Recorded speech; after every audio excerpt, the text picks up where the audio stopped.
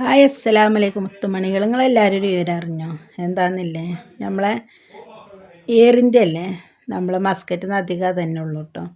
അപ്പോൾ അതെന്താട്ടിക്കണു, എപ്പോൾ നോക്കിയാലും അത് കേടാണല്ലോ. നമ്മൾ എവിടെ വാർത്തയ്ക്ക് എവിടെ പ്ലെയിനിൻ്റെ അപകടം ഉണ്ടോ അത് എയർ ഇന്ത്യ ആയിരിക്കും.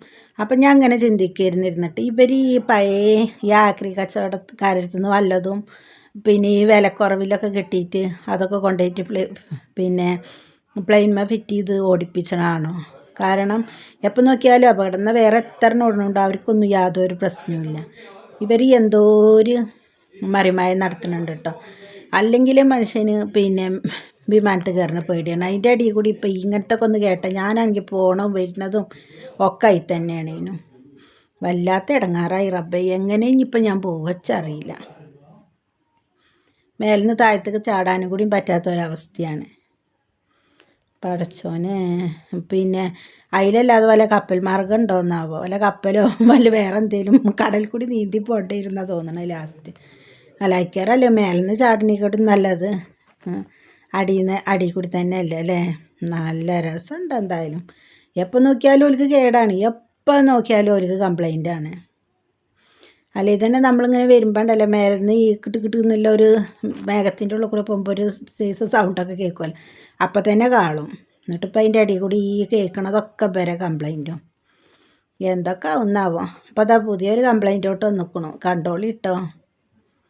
ആ വിമാനത്തിലുണ്ടായിരുന്ന യാത്രക്കാരിൽ ഒരാൾ അരുൺ നമ്മളോടൊപ്പം ടെലിഫോൺ ലൈനിലുണ്ട്. അരുൺ, താങ്കൾക്ക് കേൾക്കാമോ? കേൾക്കാം. വീട് എവിടെയാണ് അരുൺ? താങ്കളുടെ വീട് എവിടെയാണ് കേരളത്തിൽ? ഞങ്ങളെ വീട് കാസർഗോഡ്. കാസർഗോഡാണ്. അപ്പോൾ നിങ്ങളിപ്പോ ഉള്ളത് നെടുമ്പാശ്ശേരിയിലാണ് അല്ലേ? അതെ അതെ. അപ്പോൾ കാസർഗോട്ടേക്ക് പോകാൻ നിങ്ങൾക്ക് ഈ എങ്ങനെയാണ് സൗകര്യം ഒരുക്കിയിട്ടുള്ളത്? എയർ ഇന്ത്യ കാര്യങ്ങൾ ശ്രദ്ധിച്ചോ? ഇല്ല, നമ്മളുടെ ഫ്ലൈറ്റിൽ നിന്ന് ഇറങ്ങുമ്പോൾ അവര് പൈലറ്റ് ക്രൂ എന്താ പറഞ്ഞ വെച്ചാല് നമുക്ക് വേറെ ഫ്ലൈറ്റ് അറേഞ്ച് ചെയ്തിട്ട് നിങ്ങൾ ഇറങ്ങുന്ന പറഞ്ഞത്. സോ ആ ഒരു പ്രോമിസ്ഡാണ് ഞങ്ങൾ ഫ്ലൈറ്റിൽ നിന്ന് ഇറങ്ങിയത്. ഫ്ലൈറ്റിൽ നിന്ന് ഇറങ്ങി ഇമിഗ്രേഷനിലേക്ക് നമ്മളെ ഡൈവേർട്ട് ചെയ്തു. പുറത്ത് എത്തിയിട്ടാകുമ്പോൾ എയർ ഇന്ത്യന്റെ ആൾക്കാർ പറഞ്ഞു ഫ്ലൈറ്റ് ഇല്ല, നിങ്ങൾ ബസ്സിൽ പോകണം എന്ന് പറഞ്ഞു, കാലിക്കറ്റ് എയർപോർട്ട് വരെ. ഓ അത് ശരി. അല്ല, അത് അവർ അറേഞ്ച് ചെയ്തിട്ടുണ്ടോ? വാഹനം അറേഞ്ച് ചെയ്തിട്ടുണ്ടോ? ഇവിടെ ബസ് ഇപ്പൊ വന്നിട്ടുണ്ട്. പക്ഷെ ബസ്സിൽ പോയാൽ എന്റെ വീട് വെച്ചാൽ കാസർഗോഡാ. കോഴിക്കോട് നിന്ന് വീട്ടിൽ ഒരു 4 മണിക്കൂർ ഞങ്ങൾക്ക് വീട്ടിൽ പോകണം. അതെ. അപ്പൊ ഇവിടുന്ന് ഒരു 6 മണിക്കൂർ, കാലിക്കറ്റിലേക്ക് 6, വീട്ടിൽ 4 മണിക്കൂർ. ഞങ്ങള് ഇന്നലെ രാത്രി 1 o'clock സ്റ്റാർട്ട് ചെയ്ത ഫ്ലൈറ്റ് അല്ലേ, സമയം ഓൾമോസ്റ്റ് 24 hours ആവാൻ തുടങ്ങി. ശരിയാണ് അരുൺ. അരുൺ, ഈ എമർജൻസി ലാൻഡിങ്ങിന്റെ സാഹചര്യം എന്തായിരുന്നു എന്ന് നിങ്ങൾക്ക് മനസ്സിലായോ?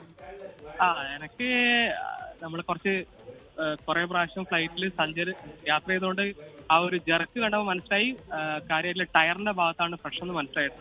അതായത് നമ്മൾ ടേക്ക് ഓഫ് ചെയ്യുമ്പോൾ തന്നെ ഒരു ഹെവി ജെർക്ക് ഉണ്ടായിരുന്നു ഫ്ലൈറ്റിൽ. ഒരു അത്രയും വലിയ കുലുക്കമായിരുന്നു. അപ്പോൾ പക്ഷെ അവർ ടേക്ക് ഓഫ് പകുതി അവര് സ്റ്റാർട്ട് ചെയ്തുകൊണ്ട് അവർക്ക് സ്റ്റോപ്പ് ചെയ്യാൻ പറ്റിയില്ല. എന്നിട്ട് നേരെ വന്നു. പക്ഷെ ആ സമയത്ത് തന്നെ അവർക്ക് മനസ്സിലായി ടയർ പൊട്ടിയില്ല കാര്യം. ഓക്കെ. അപ്പൊ ഇതൊരു റിസ്കി ലാൻഡിംഗ് ആയിരുന്നു അല്ലേ? പിന്നെ ആ റിസ്കിലാണ്. പക്ഷെ നമ്മുടെ യാത്രക്കാരുടെ അവിടെ ഒരു കൺവേ ചെയ്തിട്ടില്ല. അവരത് ട്രാൻസ്പെറന്റ് അല്ലായിരുന്നു ആ കാര്യത്തില്. എല്ലാം ഓക്കെ ആയിരുന്നാ പറഞ്ഞത്.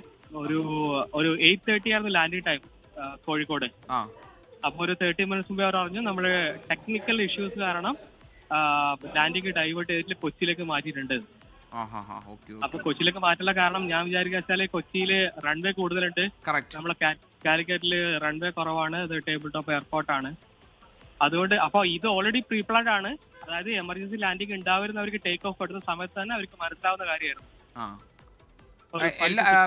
അരുൺ, എനിക്ക് തോന്നുന്നത് നമുക്ക് കിട്ടുന്ന വിവരം അനുസരിച്ച് ഏതാണ്ട് 150-160 യാത്രക്കാരുണ്ടായിരുന്നു എന്നാണ്. എല്ലാവരും സേഫ് ആണല്ലോ? എല്ലാവരും സേഫ് ആണ്. പക്ഷെ എയർ ഇന്ത്യ ചെയ്ത കാര്യങ്ങൾ നമുക്ക് ഒന്നും എന്താ പറയാ ഒരു സപ്പോർട്ട് നമുക്ക് കൂടെ ചെയ്യുന്നില്ല അവര്. മനസ്സിലായി. അപ്പൊ ഇനി എന്താണ് അരുണിന്റെ പ്ലാൻ? എനിക്ക് പ്ലാൻ എന്ന് വെച്ചാൽ ഇപ്പൊ ഒന്നാമത് റീഫണ്ട് ഇല്ല. അതായത് ഞങ്ങള് ഈ സമയത്ത് ഇപ്പം ക്രിസ്മസ് വെക്കേഷൻ ആയതുകൊണ്ട് ഓൾറെഡി ഫ്ലൈറ്റ് ചാർജ് 3 times ഹയറാണ്. ഓക്കെ, പെർ ഹെഡ് ടിക്കറ്റ് 3000 റിയാൽ, അതായത് ഓൾമോസ്റ്റ് 1 lakh ആണ് ഇപ്പോഴത്തെ ഇന്ത്യൻ റുപ്പി വരുന്നത്. ഓക്കെ, അത് വെച്ച് നമ്മൾ 3 പേര് ഞാൻ ടിക്കറ്റ് ബുക്ക് ചെയ്തു. എന്നെ കൊച്ചിയിൽ ഇവിടെ ലാൻഡ് ചെയ്യിപ്പിച്ചു. ഇനി ഇവിടുന്ന് എനിക്ക് ട്രെയിൻ ബുക്ക് ചെയ്ത് നാട്ടിലേക്ക് പോകണം. ഓക്കെ, അവർ റീഫണ്ടും കൂടെ അവർ ഇനിഷ്യേറ്റ് ചെയ്തിട്ടില്ല. മനസ്സിലായി. അല്ല, അപ്പൊ നിങ്ങൾ ആ ഒരു ഡിമാൻഡ് ആയിട്ട് അത് മുന്നോട്ട് വെച്ചിട്ടുണ്ടോ? നിങ്ങൾ അവിടെ തന്നെ നിൽക്കുകയാണോ? അതോ നമ്മളൊരു 2 hours ആയിട്ട് എയർപോർട്ടിനകത്ത് തന്നെ ഇരുന്നത്. ഒരേ റെസ്പോൺസ് ഒരേ ആൻസർ പറഞ്ഞുകൊണ്ടിരിക്കാൻ നമുക്കിപ്പം വഴിയില്ല, നമുക്ക് ചെയ്യാൻ പറ്റില്ല, നമുക്ക് ഹെൽപ്പ് ചെയ്യാൻ പറ്റില്ല. അവര് കൈ വളർത്തുവാണ്. ഈ യാത്രക്കാരെല്ലാവരും ഒരുമിച്ചാണോ ഈ ആവശ്യം ഉന്നയിച്ചിരിക്കുന്നത്, അതോ എല്ലാരും ഒരേപോലെ. നമ്മൾ ആദ്യം തന്നെ ബെൽറ്റ് ബാഗിൽ നമ്മൾ ബാഗ് എടുക്കാൻ, ലഗേജ് എടുക്കാൻ തയ്യാറായില്ല. പിന്നെ എല്ലാവർക്കും അവരുടേതായ പേഴ്സണൽ ആവശ്യങ്ങളുണ്ട്. നമ്മൾ ചെറിയ ഷോർട്ട് ടേം വെക്കേഷൻ വന്നാണ്, 1 വീക്കും 4 ഡേയ്സ് എല്ലാം. അപ്പൊ ഇവിടെ നമ്മൾ സ്ട്രൈക്ക് ഔട്ട് നമുക്ക് തിരിച്ച് വീട്ടിലെത്താൻ പറ്റില്ല. ഓക്കെ, അപ്പൊ അതെല്ലാം കൊണ്ട് നമ്മൾ സ്വയം ഇപ്പൊ പുറത്തിറങ്ങി. പക്ഷെ അപ്പൊ നിങ്ങളിപ്പോ ഇപ്പോഴും ബസ്സിൽ പോകുന്ന കാര്യത്തിൽ തീരുമാനമായിട്ടില്ല അല്ലെ? ബസ്സിൽ എനിക്ക് പോകാനും നടക്കൂല, ഈ സമയം കൊണ്ട് എനിക്ക് വീട്ടിലെത്താൻ പറ്റില്ല. മനസ്സിലായി. ശരി അരുൺ, അപ്പൊ എന്തായാലും പ്രശ്നം പരിഹരിക്കട്ടെ. Enjoy your vacation. ഓക്കെ.